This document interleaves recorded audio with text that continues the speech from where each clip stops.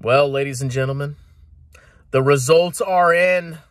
The formal conclave of the long-term boglehead investors have come together, and they have determined that Jeremy Lefebvre is a superior investor to Meat Stroker, a.k.a. Meat Kevin.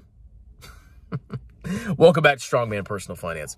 So I get this question all the time. I think somebody recently asked me this, and they said, who do you think's the better investor, Meat Kevin or Jeremy Lefebvre? Now, they both suck when it comes to long-term total returns. What does that mean? That means you actually make money in the long run when you consider your entire portfolio. What grifters do is they selectively show you wins and they hide losses. The finance industry is the most disgusting industry on the planet. Never forget it. And these people basically are the definition of it. It's a disgusting industry. But both of these guys suck. They underperform the market. They're garbage. They're gamblers. But there is a distinction. There's a big distinction. What is investing? Investing is owning companies for the long run. How I define long run is 30, 40, 50 years, or even forever, from now till the day I die. That's the long run for me. What's the long run for most people? Even the good investors people think are good out there, they don't really own the companies. They swing trade them. They buy them when they dip, they vertical line, and they sell them. That's what most people do. And to me, that's not long-term investing. I mean, I kind of agree with Warren Buffett, but not to a 100% extent. Because Warren Buffett's more of like, he buys individual stocks for the long run, which I think that's hard as heck to really determine what company is going to succeed in the long run. I'm more of an index guy where I buy everything and I hold it forever. That is long-term investing. So who most fits that bill? Jeremy Lefebvre or Meat Kevin? It's 100% Jeremy. Jeremy is much more of a long-term, ownership-oriented investor than Kevin. When you look at Jeremy, what he does some degenerate stuff. Like he'll buy calls on SDAO. And he'll, sometimes he'll do degenerate crap, okay? But in general, Jeremy is buying stocks and he's holding them for the long run. And he doesn't let short-term market fluctuations affect him. And I actually respect that out of Jeremy. I actually do.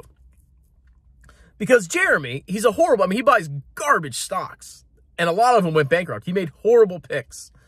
But he had a thesis, crappy though it was, and he stuck to it. And he understands that in the short term, stock prices can go anywhere. And in the long run, the stocks basically go to their intrinsic value. Short-term price fluctuations are meaningless.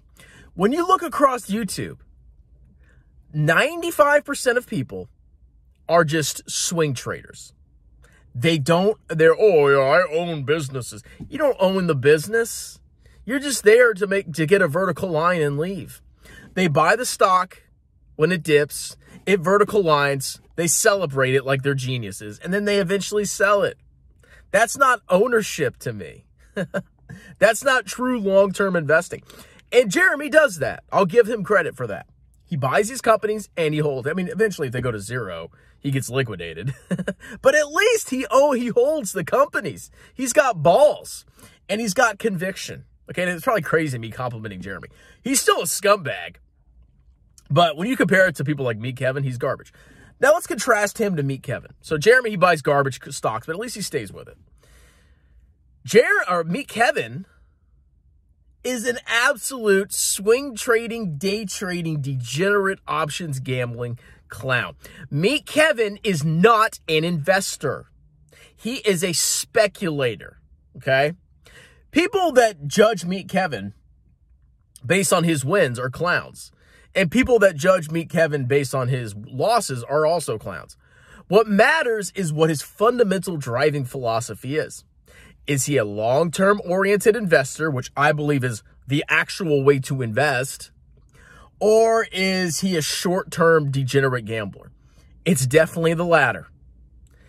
All he does is gamble on stock options and individual stocks. His portfolio is constantly changing. He buys a Tesla. He sells Tesla. He buys Tesla. He sells Tesla. Do you know what Jeremy did? Well, I don't know. Did he sell Tesla? But all I've seen of Jeremy is he bought Tesla and he's held it. That's a long-term investor. What Kevin does is try to get in and out.